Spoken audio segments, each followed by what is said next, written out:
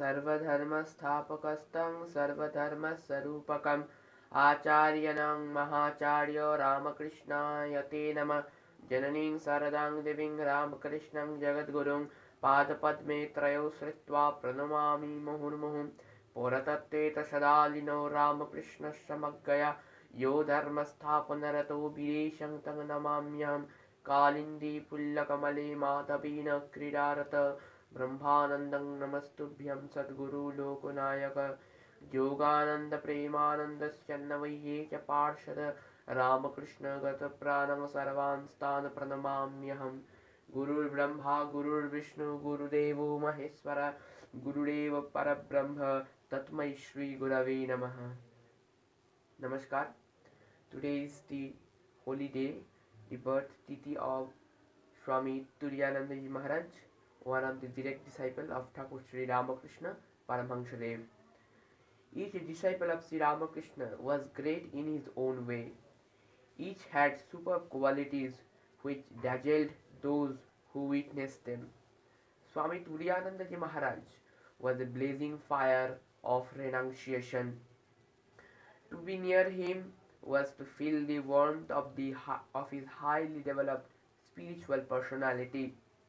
From his very boyhood till the end, his life was a great flight. In the beginning, it was a flight. It was a fight.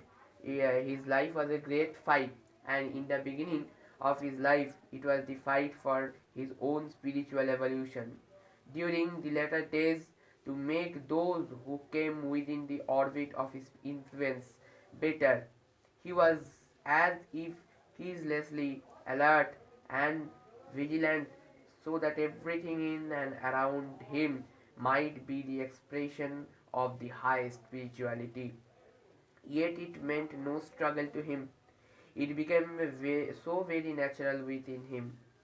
His early life was modelled on the teachings of Adi Guru Shankaracharya, and those who witnessed him in latter days could witness him in him a living example of Jivan Mukta, a free while still a free Atman while still in the body.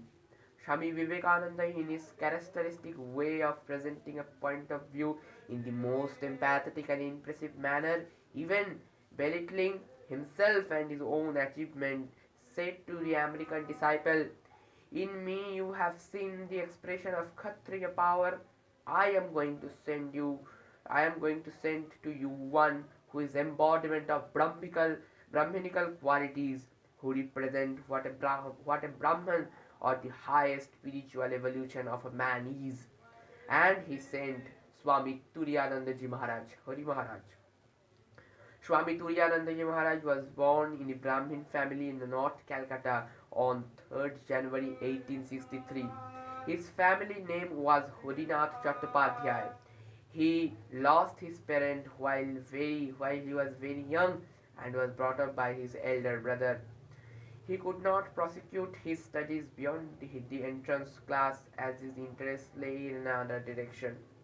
From a very young age, he would live like an orthodox brahmachari, bathing 3 times a day, cooking his own meal, reciting the whole Gita before daybreak. He was a deep student of the Upanishad and the works of Sankaracharya. His mind was bent towards the Advaita Vedanta, and he strove sincerely to live up to that ideal.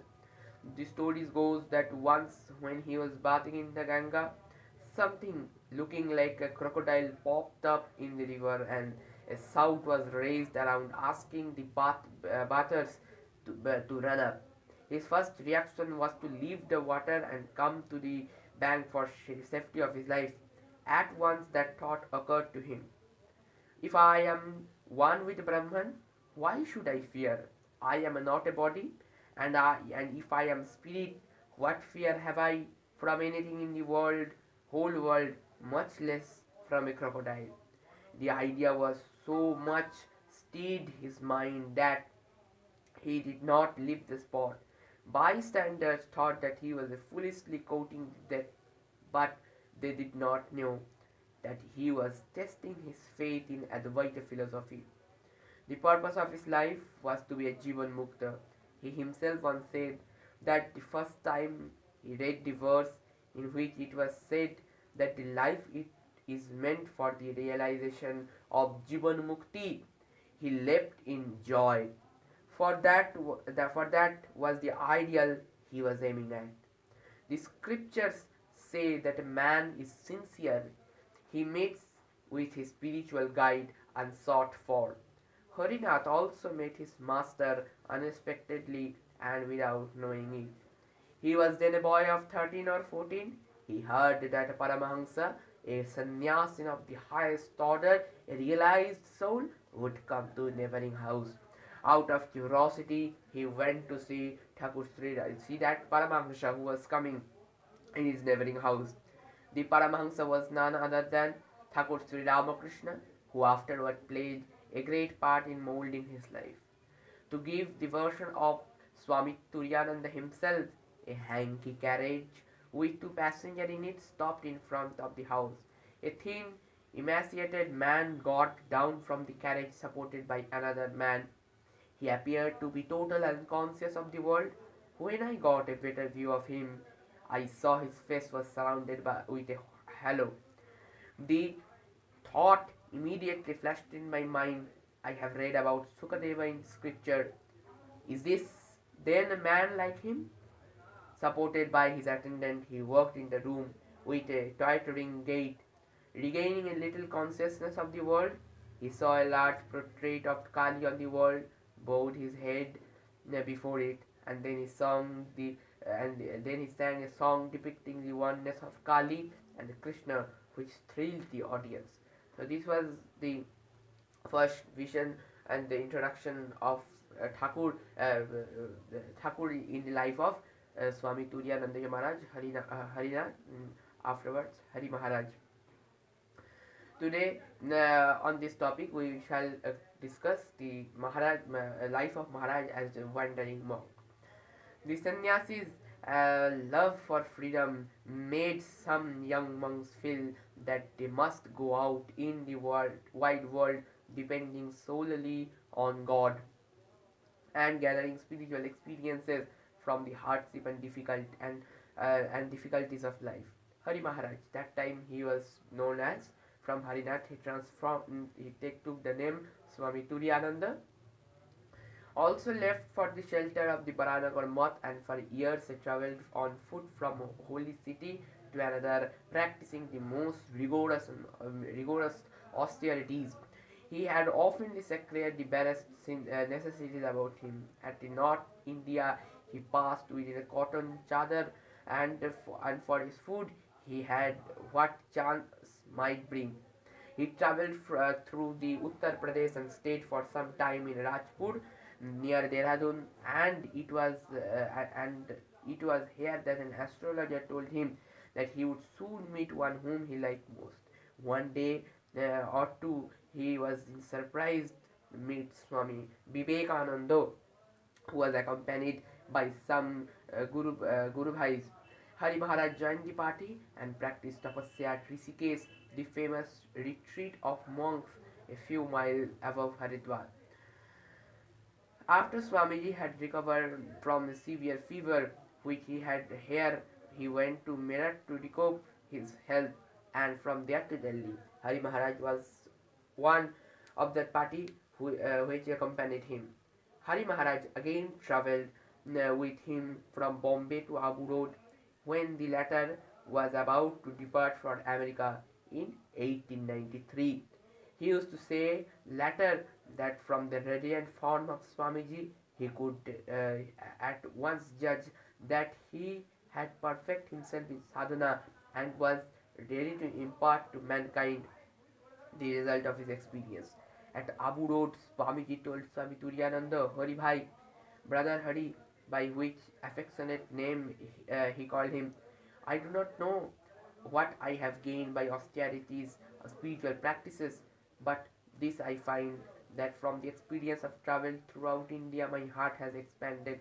I feel instantly for the poor, the affiliated, the distressed people of India.